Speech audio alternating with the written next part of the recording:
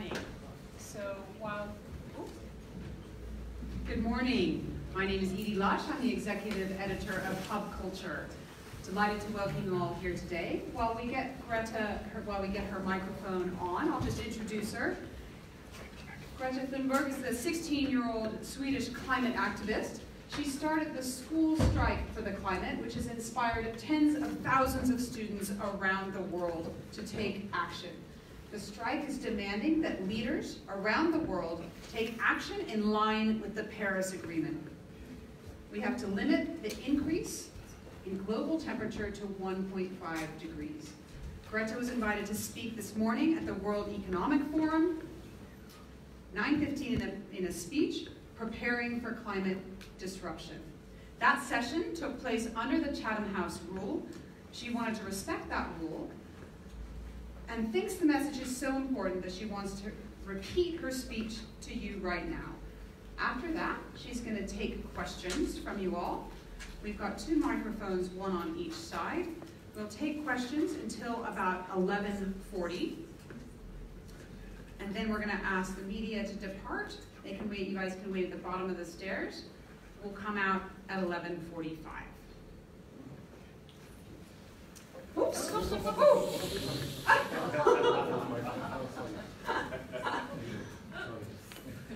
You all right, Greta? Okay. This is the live stream. You gotta move over. Please, this is the live stream again. We have to take another one. How about just a microphone? Thanks. Maybe we take another microphone. You okay to hold the microphone? Great. Have a seat here. Welcome. How are you today? I'm good. Over to you.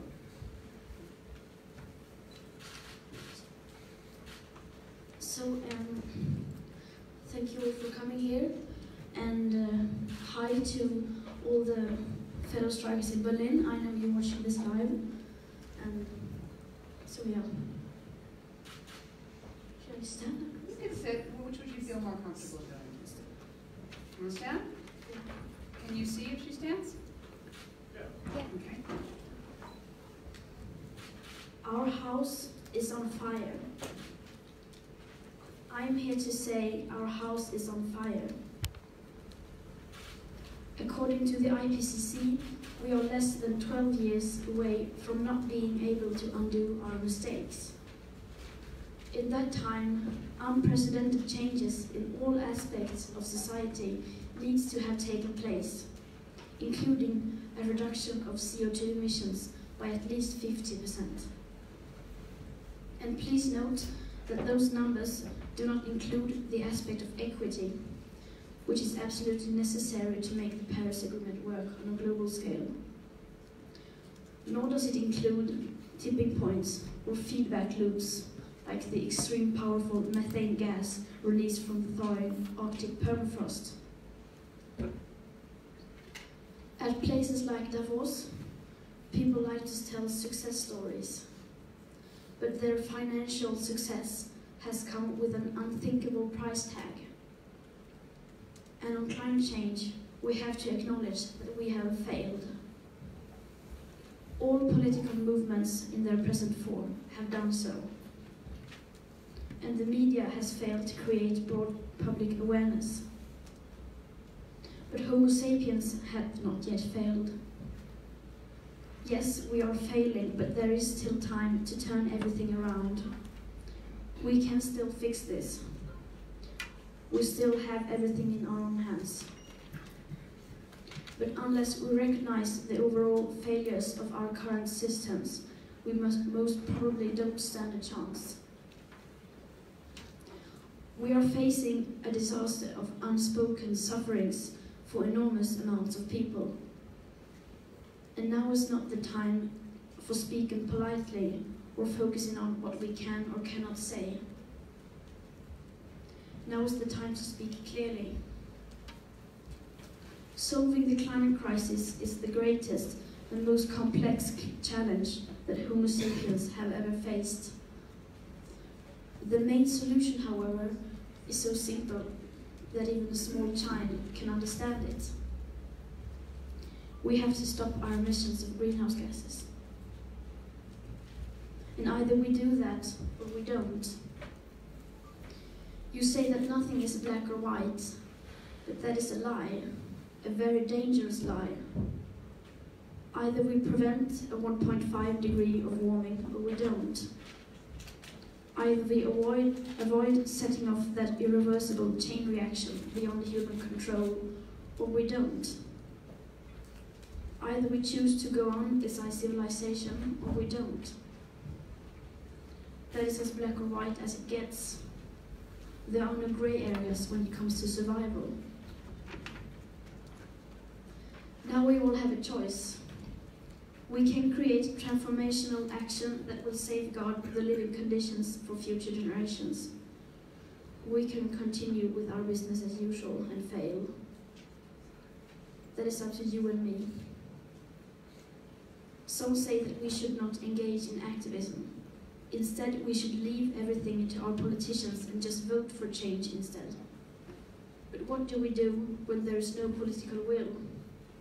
What do we do when the politics needed are nowhere in sight? Here in Davos, just like everywhere else, everyone is talking about money. It seems that money and growth are our only main concerns.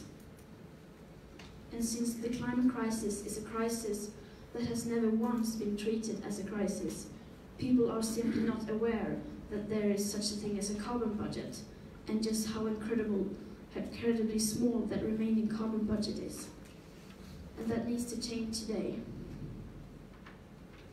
No other current challenge can match the importance of establishing a wide public awareness and understanding of our rapidly disappearing carbon budget that should and must become our new global currency and the very heart of future and present economics. We are now at a time in history where everyone with any insight of the climate crisis that threatens our civilization and the entire biosphere must speak out in clear language, no matter how uncomfortable, unprofitable that may be. We must change almost everything in our current societies. The bigger your carbon footprint, the bigger your moral duty. The bigger your platform, the bigger your responsibility. Adults keep saying, we owe it to the young people to give them hope. But I don't want your hope. I don't want you to be hopeful. I want you to panic. I want you to feel the fear I feel every day. And then I want you to act. I want you to act as if you would in a crisis. I want you to act as if our house is on fire. Because it is. Thank you. Thank you. You can sit up there on the chair. Great. I'm going to give you that to hold. Right, so now we're going to take some questions. Who's got a question for Greta? Yeah? One here. And if you can say your name and your media organization. ARD Radio from Germany. You said before, when you arrived to Davos, that you are skeptic that your message will be here, that the people here listen to your message. What was your impression today after you talked to them? So you said when you arrived you were skeptical whether you would be heard. So do you think you have been heard? Yes, I think I have been heard by people, but maybe not listened to by the most important people, because if they don't have enough pressure on them to do as they must, then they can just continue ignoring it and not listening.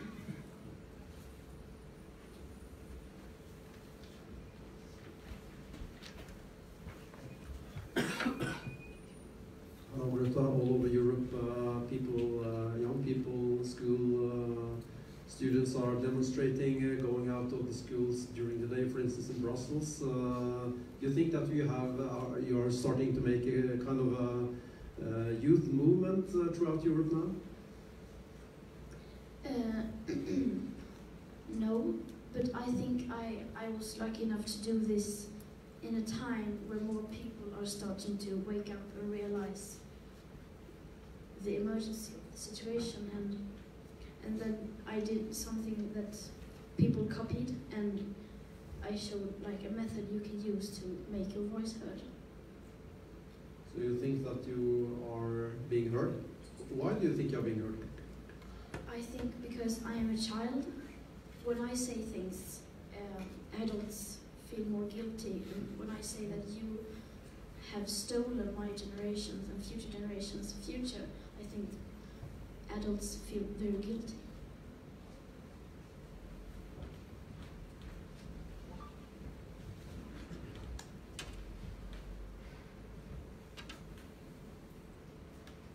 What inspired you? Yeah, go ahead. Sorry, we've heard that you've been... Hang on, just wait for the mic. Sorry, Colleen McCorduck from The Guardian. We've just heard that you have been invited back next year along with other activists, maybe about 20. Have you had that invitation? I had a meeting with Klaus Schwab today, and he said that he would try to make that happen, but it's not official yet. Thank you. Working online in Germany. You've inspired a lot of other students to strikes already. Is there anything else that you would like them to do apart from striking? Yes, there are many ways that you can make your voice heard and put pressure on people in power and adults.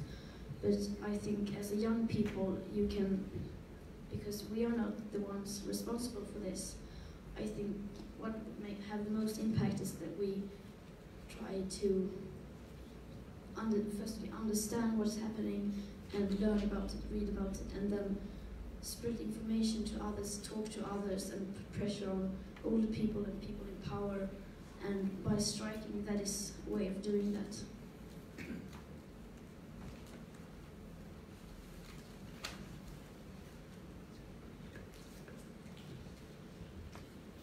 Hi Greta, what would you say to lots of young people who feel like they don't really have a voice, against all of these really powerful and older politicians and bankers and whatnot, like the people at BEF? So what would you say to them who feel like striking school won't do anything? I would say that you are never too small to make a difference, and that everyone can contribute in any way they can. And yeah, so I think you should never doubt that you are too small or insignificant. At the back there.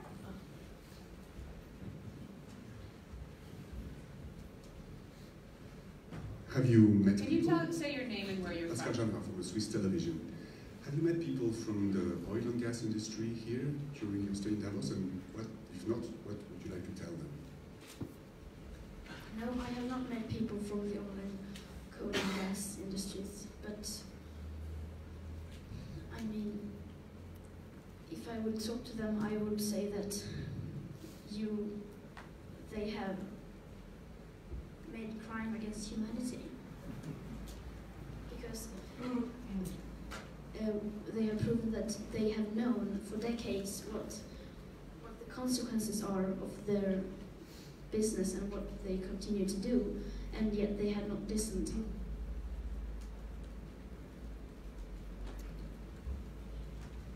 Isabel Saco for the Spanish News Agency. I would like to know the Greta who is behind also of the public person that you are now. And for example, how all this activism has changed your life? How is your daily life? How much time all this campaign takes to you? How is going in school and with your friends? What question should I ask first? Why don't you answer? How do you? All the questions of your life, your daily life, your friends. If your friends maybe now they realize that they have a very famous friend, and your cousins, your family, and Great. your daily life. Okay, so first, how has your life changed? My life has changed very much this last couple of months. months, and I feel like I have more energy, and I am happier because I think I have found a meaning, something I have to do, and that I think many people today are missing. We're only focusing on the surface, not the content. And so I think I have found something that I must do, I have to do. And how is school still going? Because you strike 1 day a week, is that right? Yes. How's school going those other 4 days? It's good, and my teachers are helping me catching up with school, and they support what I'm doing, but not the part when I'm at school. And what do your friends say to you? I don't know. Most of the people in my class and my school, I don't think they know what I'm doing. But some of them do, and they think it's cool, and they say that, oh, I want to strike with you. And does your activism take up a lot of time? Yes, of course it does, but we usually do like we pick a week or a few couple of days, and then we put everything we need to do in those days, so it's an intense short period of time, and then after that I'm like free and can have free time, so I can think about other stuff. Great. Did that answer your question? Great. I also want to say that after this I am going on a school strike outside the WEF here. Mm-hmm. So if you have any questions you were going to ask me there, you can ask them now if you were going to ask me questions there. Great. What other questions? Anyone from this side? Maybe one short question. Besides your fight for the climate, what do you like to do in your leisure time, in your spare time? What's your favorite things in life? I like being with my dogs, and I'm playing with them, go for walks with them, and writing, and things like that. What kind of dogs do you have? I have 2 dogs, one golden retriever and one Labrador. And what are they called? And Moses and Roxy. Nice. Over here? I'm Marcel from Swiss TV. I wanted to ask 2 questions. First, have you met school children here in Switzerland? And the second question would be, why are you so strong? Have you met school children in Switzerland? Yes, I have met school children in Switzerland. Some children who were here making a project with reusable plastics, and then at the strike, I've heard that there's going to be more Swiss school children. Mm-hmm. And do you consider yourself strong? The question is, why are you so strong? I don't see myself as strong, but that I think is a strength. That I see myself as weak, or I'm very sensitive, and I mean, what is strength? Is all just how we perceive strength. I think that in this world we always say that we need to take place, and we need to always move forward and be extroverts. But I'm not like that. I don't like speaking to people. I don't like being in focus. So I don't consider myself as strong, but I have a strong will.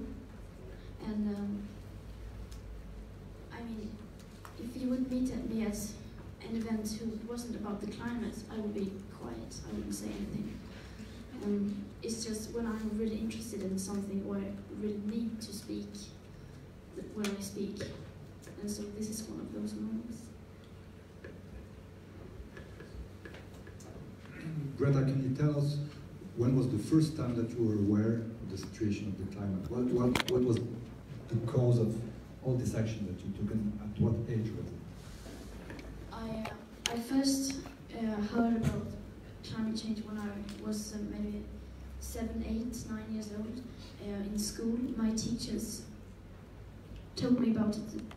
They showed us films of plastic in the ocean and starving polar bears, and I thought that was very sad, and I became very sad, and I wondered that how could this be that there is an existential crisis that threatens our entire existence, and yet we don't seem to talk about that very much. If that was true, we wouldn't be talking about anything else, and that would be our first priority, but no one ever even mentioned it. And I thought that was very strange, and I started reading about it, and the more I read about it, the more I understood. And once you fully understand, you cannot go back, you're stuck there. And then I became depressed, and I stopped eating and I stopped talking a few years ago, and partly because of the climate crisis. I thought that everything is so wrong in the world, and it's, I mean, I thought it was so strange that people said one thing and then did another thing, and then I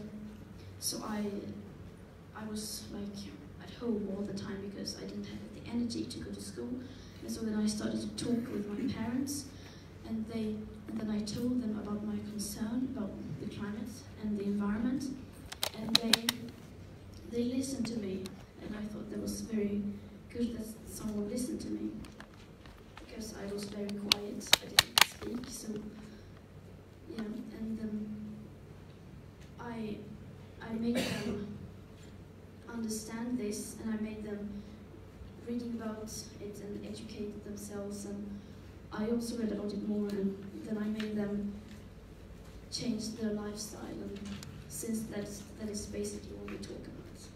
How did they change their lifestyle? I forced them to stop flying, and my mother, she had to fly to be able to do her work. She was an opera singer, so she kind of had to change career, and so that was a big step. It was also a very good feeling for me that I had such huge impact that she changed her whole career.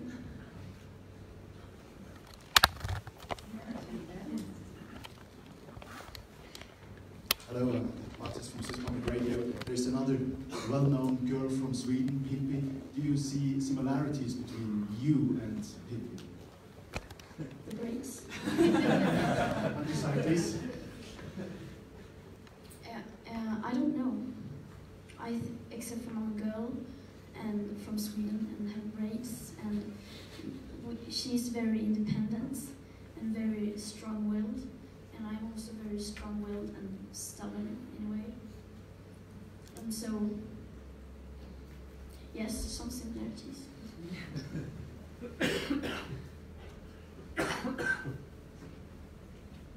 You have Pascal Jean, Swiss television.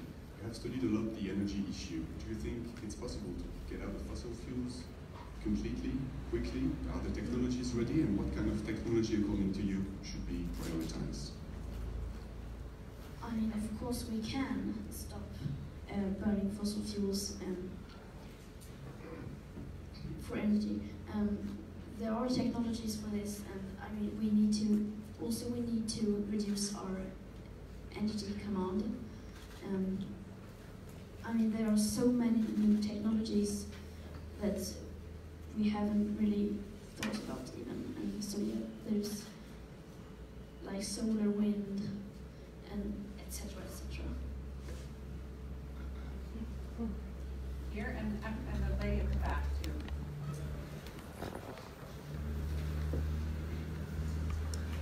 Daniel Krembil, 20 minutes.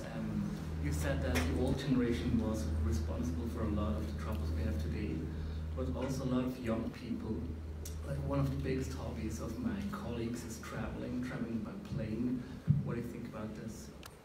Lots of young people also travel by plane. What would you encourage them to think Yes, about? I mean, there are, since the adults and older generations are continue living like this and prioritizing things that they do, young people would do that as well, because we haven't told them other things. But if we would tell young people, they could change in like 30 minutes, the whole way of thinking. And I have stopped flying, and that I did because I want to practice as I preach, and if I would continue to fly and tell other people to reduce their carbon footprint, I would feel very guilty, and I wouldn't be able to sleep at night. Lady Blair? Agence France Presse. In fact, it's two questions. First questions would be, what concrete actions do you think that politics, governments could take now? Because they're already saying that it's a systemic crisis. They already talk about that, like the UN head the other day. So what concrete actions are you asking?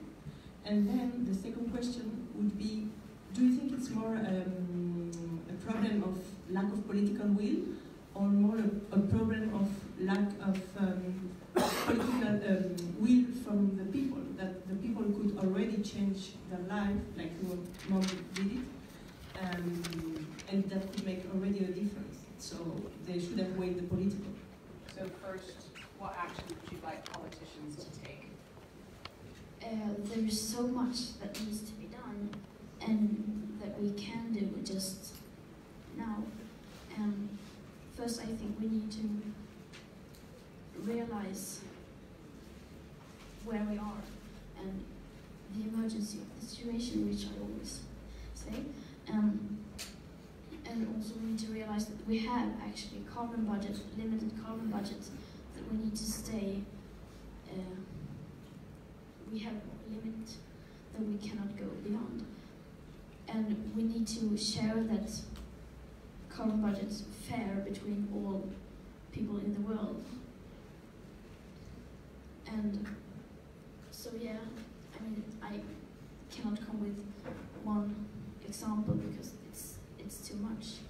And what about the apathy among populations within the world? What's your message to the people of the world, besides leaders?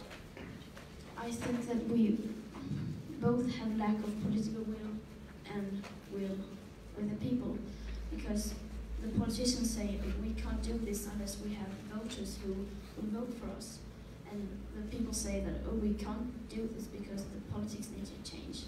And so, but I think that if people were more aware of the situation, I think that they would care more, and they would put more pressure on the politicians. So, of course, both are needed. Thank you very much, Greta. Right, we're going to ask you guys that we've got no more time for questions, unfortunately. So we're going to ask you guys to exit down the stairs, and Greta will come down in about 5 minutes. Get your mics. Everyone, Greta will not be taking questions for the media downstairs. Should be proceeding to the slide in a few minutes. Thank you.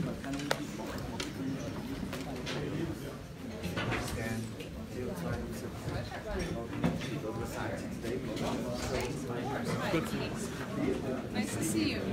Thank you.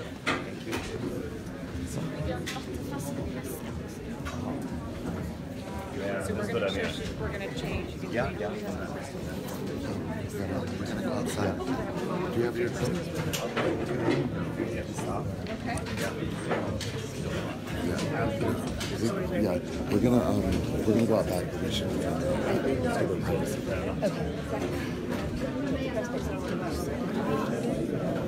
What's that? I don't think so. I mean, unless we can do it out in the snow. Bring Edie out in the snow, and maybe we can outside in the snow real quick. Thank you, Greta. Are we going to stay with Greta?